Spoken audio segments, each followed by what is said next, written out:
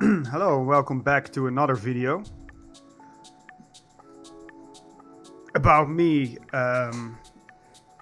being a rusty poker pro, getting back into the games, so to say. I've been a poker pro during the non-solver era, and I sort of quit playing full time when the first solver came out. Last video was about me playing 100 NL, and obviously this video is about me playing some PLO. As you can see, I have the 7 max stable 100 PLO open. Just gonna fold this obviously, and a heads up. Hopefully I will get a heads up going too. Of course, we cannot analyze every hand as quickly as we could have with the no limit video. The GTO Wizard AI doesn't do PLO yet. I do have Monker Solver, so that is to my knowledge the only the go-to for solving PLO. This is a pretty decent hand, but it's probably close even from this position. But yeah, we're definitely gonna call 3-bet, I believe. This is a flop on which we can donk, but this is this is gonna be a check fold, I believe. It's too much money to get it in. We could be super dominated. We have a rep, but we can be heavily dominated by it, and definitely for this bet we're just gonna fold. And again, like I haven't studied a lot of PLO in solvers, so I can definitely do things wrong, but I'm just gonna say it how I think it is. And I'm probably pretty decent, but I will, especially when it comes to GTO knowledge, will get some stuff wrong. But I have an overall solid game. You see me buying a short. Well, that's just how I'm gonna start. I am gonna start on coin poker here with a modest roll and work my way up. I will keep making these videos and either buy in short stack or full stack, depending on how I feel. I think playing short stacked is underrated and a total viable strategy. Like I explained in the last video, there's just a lot of extra strategy going on. I mean, not extra strategy, but different strategies going on playing short stacked than full stacked. A lot of other things to think about. Strategies look drastically different, and you can learn a lot studying short stacked. And it's definitely like, if you talk about levels, why not learn poker from in a leveled way, right? Like from the bottom level up. Start learning short stacked and then deeper and deeper stacked, because obviously the game becomes much more complex the deeper you become, right? So, I mean, back when I was playing in the day, like 10 years ago or so, short stackers were maybe rightfully so looked down upon or shunned, in some way. Like they were only shove or fold, they weren't very good players, and they ruined the game in a lot of people's eyes. And maybe so, but nowadays we see in solvers again that there's a lot of strategy going on in short stacked, and it's not only push or fold. I'm getting pretty short right now, so it starts to become that way, but just going to do this for now. This is my first video. This is my first play and explain or watch me play video, how you want to call it, playing PLO. So I'm just gonna start short stacked, also because my roll is low to begin with. I'll try to build up my roll and get into higher games and also full stacked from time to time. Yeah, we're definitely gonna have a lot of limp. I think this is pretty much a pure limp call. We can bet this. Let's see. We can have a lot of bets, but I'm using RNG. I saw 25. Gonna mix this. Definitely gonna bet this a lot. I can bet this a lot, you know. He has a checking range, so missing a lot of the stronger hands that will ISO me. So I'm gonna fold to him now. Sorry. Yeah, so I was gonna mix this. I would bet it sometimes with that hand as well. And they probably hate me already, you know. Just the way he bet was like, oh, you know, you stupid short stacker, here you go, or whatever. But it doesn't matter. There's strategy in there, and I want to learn all stack sizes when it comes to poker. Gonna check this back. We're a little bit too deep to sort of pot call this off. It is an option, but I prefer to check this back. I think it's better.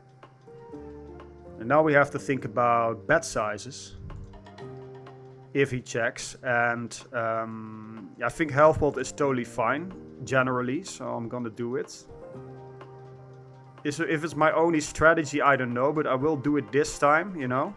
I will want to have some half pot bets in my game. But we can obviously bet larger, we can even bet pot. I was kind of blocking the 6-2, so trying to make him call with some sort of marginal hand. But you're right, I should maybe...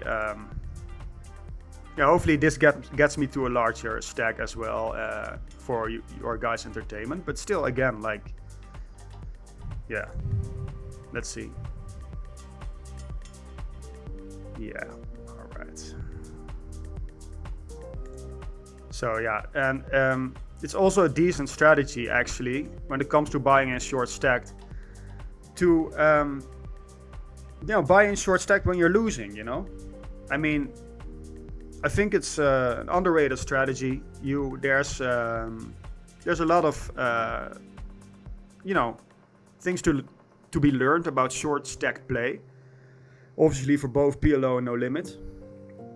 And there is still obviously a lot of racks that look down upon that and are just only focused on learning 100 BB or deeper play. It can actually get an edge over the racks by studying short stack play and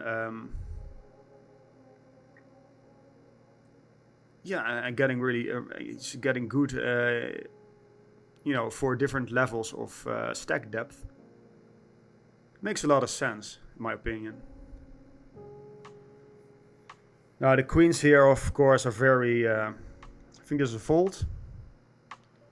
Although it becomes a little bit close to be a 3-bet fold, actually, because we have good blockers, we have the queens. But I think he's opening from the hijack. I think this is still a fold. But yeah, if he's potentially overfold, it's in my opinion close to a 3-bet fold.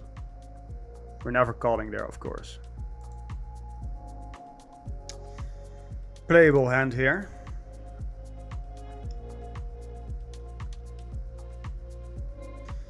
Okay, so the deuce definitely doesn't hit him. I think this is a recreational. It hits him. I think, when it's pretty easy fold.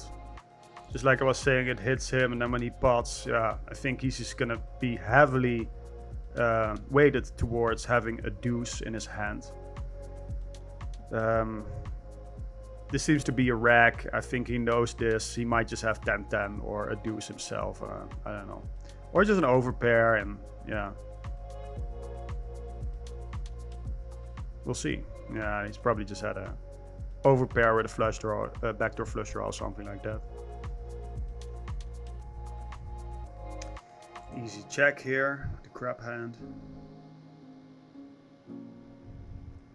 Now, this range is going to be very wide.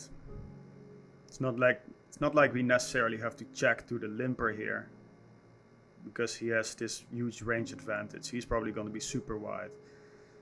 Could lead this, try to pick up the pot, but I'm going to be, I saw 44. I'm actually, even against recreationals, well, this is just a rack. I'm tending to be somewhat balanced in that I sort of mix this. This is not even the best hand, obviously, to try to take it down. We only have this gut shot. I mean, it's a decent hand. I think we can definitely profitably bet the flop and take it down. But anyway, now I'm actually just going to pot this. especially hitting the tree, and we have the backup as well. I mean the backup for the gut shot for the 4-6, hitting the 5. Of course, blocking the tree is great. No, this is not great. Also, the 8 of hearts is not great. If he has a flush draw, we're probably not gonna bluff the river, although it is tempting. I will check it though, because we have the 8 of hearts, but it is tempting, you know. He, yeah. No, it is tempting. I just, yeah. Maybe I should have bluffed there, actually. Yeah. See, he called with 10s there. Yeah. Also don't think, just having the 8 of hearts is pretty bad. We want him to have a flush draw. More of the time, you know. Not having a heart really increases our full equity significantly. Gonna also mix this. I'm gonna, yeah, this is of course a really nuttish hand. I saw the number 52. And yeah, I will bet this for small some of the time.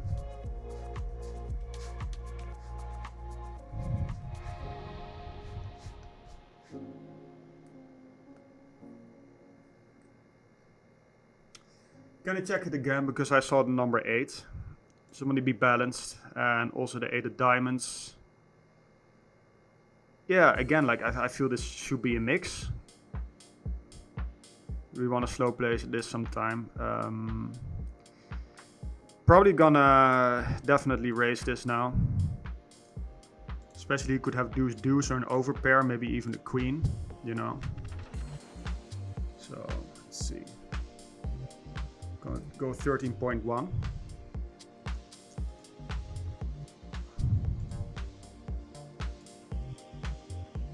Because yeah, if he does have deuce deuce, he may just check a lot of rivers, or he may just be bluffing. Maybe I should have called anyway, but you know, again, we saw him call with 10s. If he does have kings, or bear queen, or deuce deuce, we're gonna see a lot of checks on rivers if we just call. So I was just trying to get value from his sort of value hands there.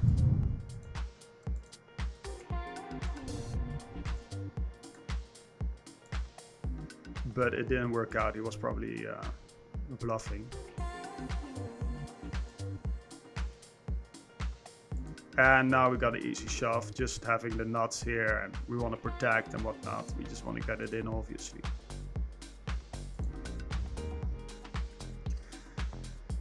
And that's very good for us.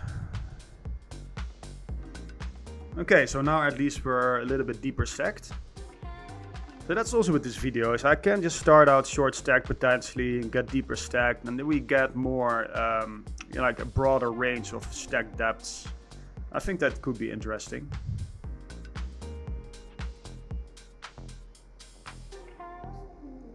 Okay, now that we're deeper, we're also going to open for the standard size.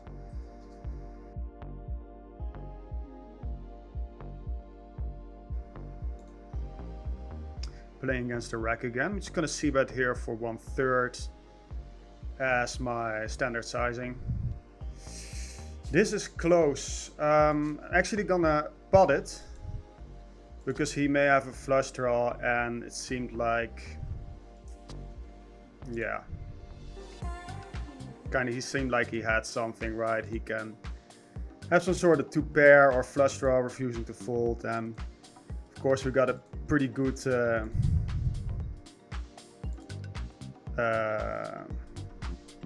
turn. And that's obviously great. See, like, building the pot there on the flop when he leads out, you know, sort of confidently like that, I think makes a lot of sense, and I think it's the way to go against a recreational like that.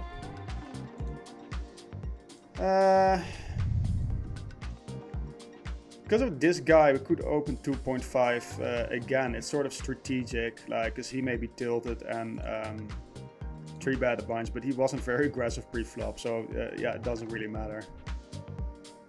If he pots again, it's not so great. If he pots again, it's not so great. No, we had one. And still, I think we want to bet. I'm still gonna bet. You know, having the king, the king of clubs here is pretty good. Yeah, we have a solid advantage here, and more like that. Now, gonna check this. We don't have the value to sort a pot here or charts or whatnot. And we also had the number 8, and I just think this is probably just gonna be a check. We could bet 1/3, sort of protect and whatnot, but yeah. Also the king of clubs here is a thing. Yeah, but now I have a pretty easy check fold. But yeah, it was a relatively interesting spot, and yeah, well, he had a good hand there, and I think it was fine what we did. But I think we could have also checked the flop. I just thought it was a pretty good spot to bet. Now, actually gonna end the video here. I didn't get a heads up client here on the left. The recreational just left, and I think we're left with only regulars. So, and we had a winning session. So I'm gonna, end there. You understand me about that, right? So hope you liked this video. Hope you like to see me playing PLO. Let me know if you like what you like, and hope to continue improving this sort of format. So I would appreciate any sort of feedback so I can do that. And yeah, thank you so much for watching, and hope to see you in the next one.